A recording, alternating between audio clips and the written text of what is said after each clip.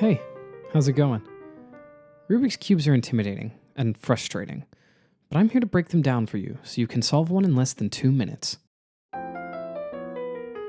We'll be using the most popular method called CFOP. Each step will be highlighted as we cover it. First, the cross. Find the white face of your cube. Now move the white edge pieces so they form a cross on top of the cube. Make sure the edge colors line up with their corresponding centers on the side of the cube. This can take a minute, but you'll get there. Next is the first 2 layers. This step is the hardest and may require some additional resources to master, which will be linked in the description.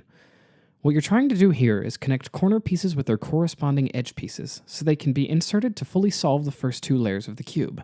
This can be done intuitively, but hinges on knowledge of certain cases. But the idea is to get the pieces together like this, and then slot them in, like this. Once the first 2 layers are solved, you can move on to the final steps, orienting the last layer. This just means we're going to take all the yellow and move it to the top. Look at the position of the yellow squares and find the pattern you have on this chart, then follow the algorithm. If you're looking to get into speed solving, you will eventually need to memorize all 57 of these patterns. The final step is called PLL, or the solve.